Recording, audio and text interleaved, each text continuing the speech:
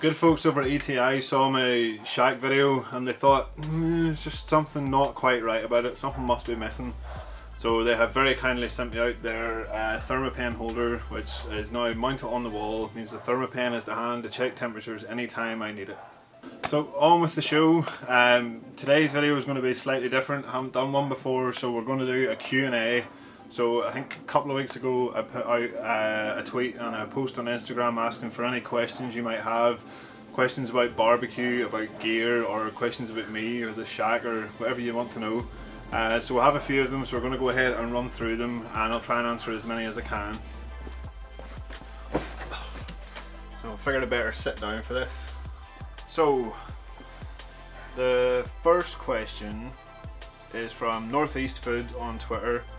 And they say, can you get as good a result smoking meat on a Weber Kettle as you can on a WSM? WSM is the Weber Smoky Mountain, so that's their water smoker in comparison to the kettle. So yes, 100% you can get as good a results on the kettle as you can on the WSM.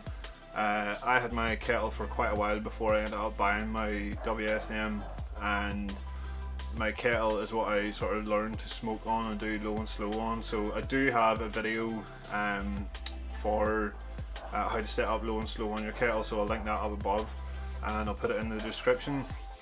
But it's just a slightly different technique. The WSM will hold steadier for longer and maybe needs a little bit less fuss with it, but the kettle will definitely get you as good a results. At the end of the day, it's just a heat source, some wood to get the smoke and somewhere to put the food. The kettle's more than capable of that. You have a slightly smaller grill area because the coals, there's nothing acting as a heat deflector there, so you need to use the indirect cooking method, but it's really to do with how you set up your coals to get that nice long cook.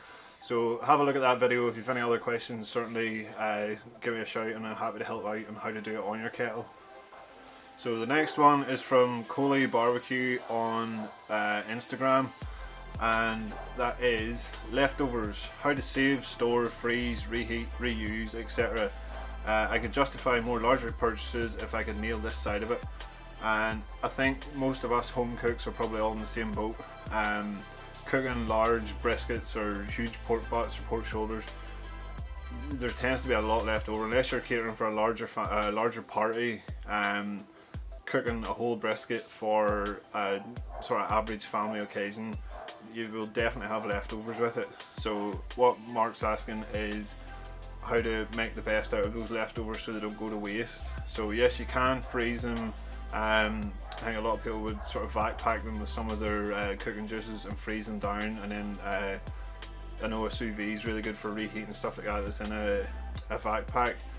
The other thing I like to try and do is to make more than one dish from the actual cook.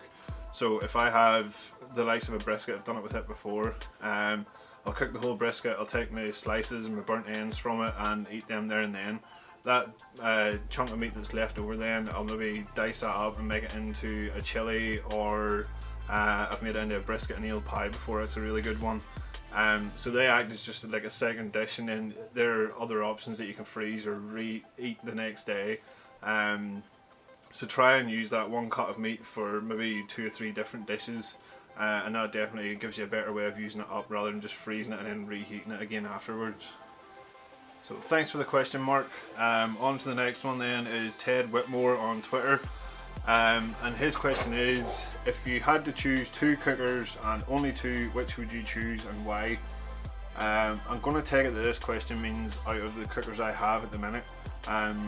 We have a few barbecue related questions in this, so we'll get to them then, but out of the ones I have at the minute, currently I have my Spirit E310 Original Gas, which was my first ever sort of proper barbecue.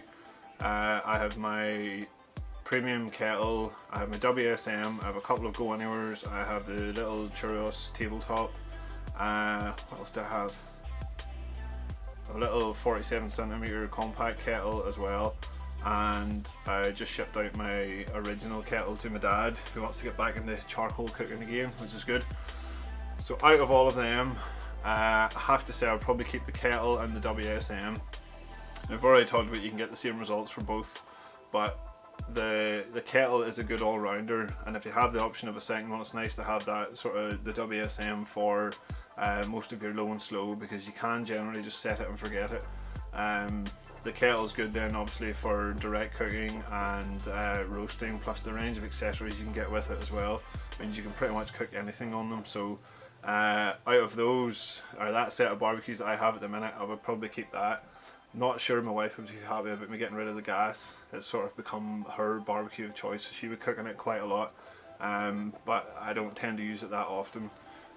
So WSM and the kettle would be the choice out of my barbecues at the minute. So we'll go back over to Instagram then, and Artist BBQ has a few questions, so we'll try and answer down through them all quickly. Again, another barbecue question. One grill, money is no object, garden space isn't an issue, what would you choose? For the longest time, the Kamado Joe has been my dream barbecue. So probably the Big Joe. I like the size of it. So if money was no object and I could spend anything I want, I would probably buy the Kamado Joe, Big Joe. I think the versatility of it has been set up to hold temperature so well. The divide and conquer system looks really nice, and they're so efficient when it comes to cooking. So I'd like to move more towards only cooking on charcoal, and those Kamado style grills are great for that. So answer to that one is Kamado Big Joe. I'm sure there's other fancy big offsets and stuff that I could probably have, but that's the one that's had me for a while. So, and until something else comes along, that'll be the one I want. Next question: if you could cook a flame-fired feast up with any famous chef, either barbecue or otherwise, who would it be? I have quite a lot of sort of cooking idols. Most of them would be in the barbecue world. I think it's maybe not the obvious choice, but Chef Tom Jackson from All Things Barbecue. He seems super cool. Some of the stuff he cooks blows my mind. He sort of takes that traditional American barbecue and does really well with it, but he can also sort of refine it down to sort of finer dining stuff. Some of his street food recipes are really good as well. So I'm going to say Chef Tom. Next one: do you prefer using off-the-shelf rubs or sauces, or making your own? At the start, I tried to be a little bit of a purist, and I was like, oh, I'm going to make all my own rubs and all my own sauces.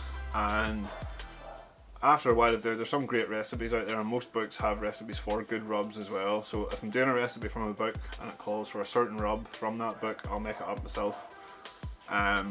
But in my general everyday cooking, I tend to just use off the shelf. Angus and Oink probably be the range I've used the most.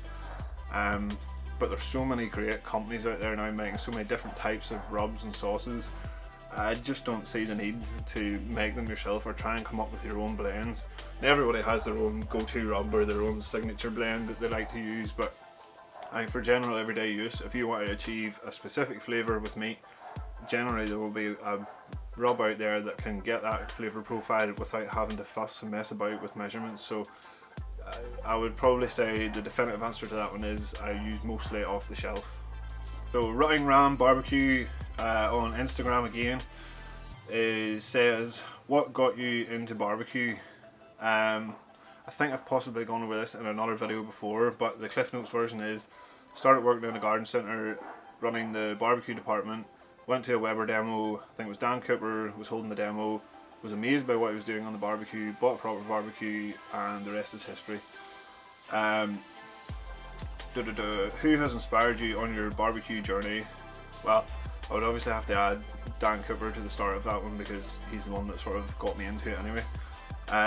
Since then, people like Nathan from Kung Fu Barbecue, Phil, Marcus Bodden, Jim Moore, Only Slagging, all those guys.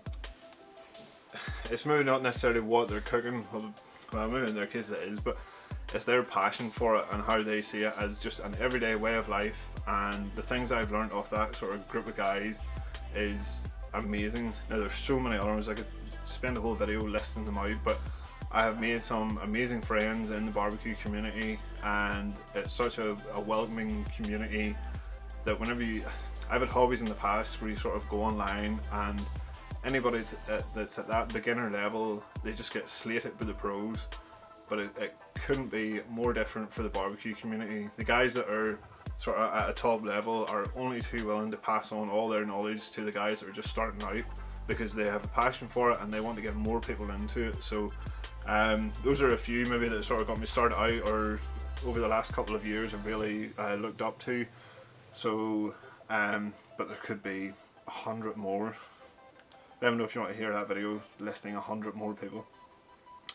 We'll go one more from Rocking Ram. What is your favourite drink to have with barbecue?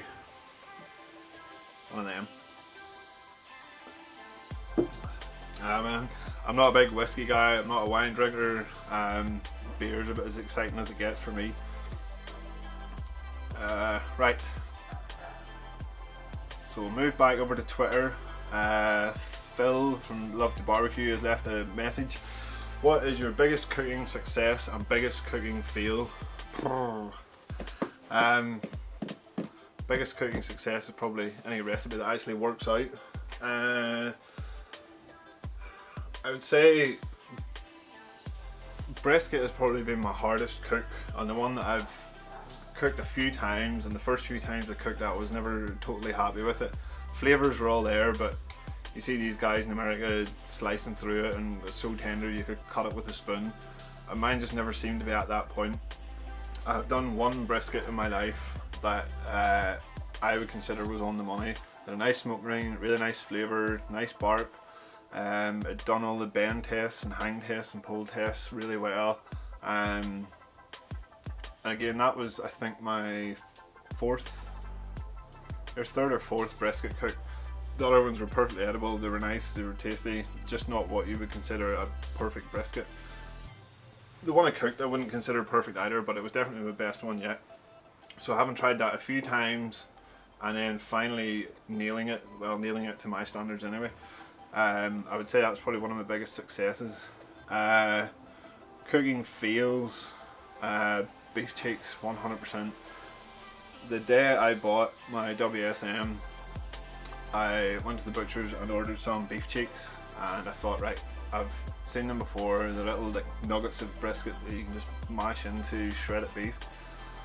So put them onto the smoker, followed a rough recipe. I watched a few videos to see what to do with them, brought them off after the cook and they were like bullets. So beef cheeks have still been my nemesis for a while.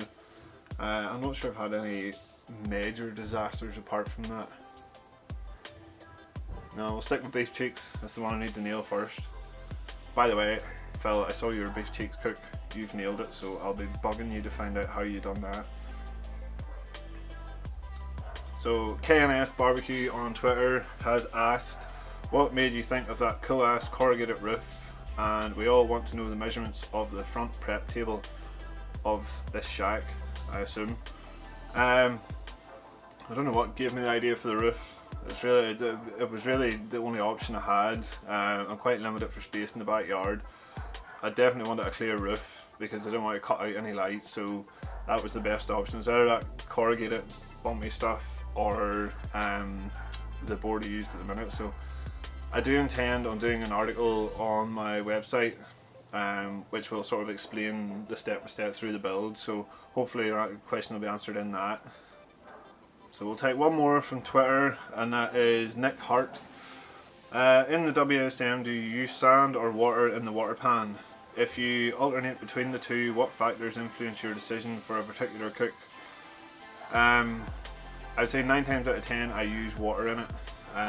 There was a period there where I had heard a lot of people were filling it with sand or just leaving it empty and lining it with tin foil. Some people were taking the water bowl out and replacing it with like a terracotta ceramic saucer just to act as a heat baffle. I've tried them all.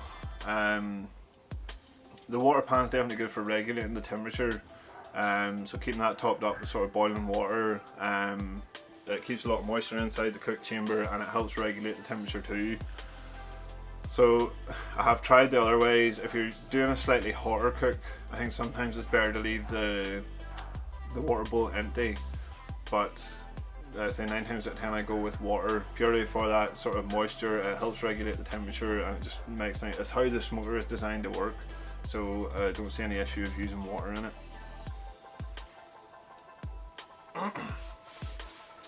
That was a lot of talking.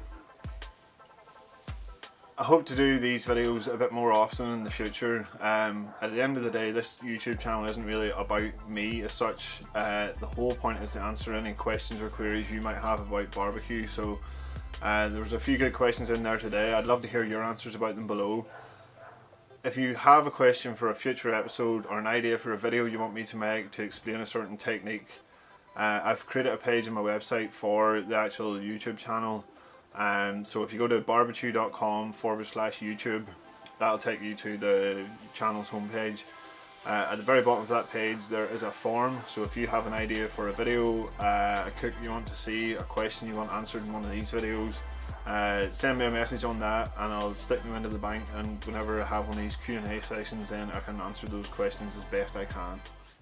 So that's it for this week's episode. Thanks for watching. If you enjoyed it, please give the episode a thumbs up. If you haven't already, hit the subscribe button, and I'll see you in the next episode. And fly. The page on the website for the go away.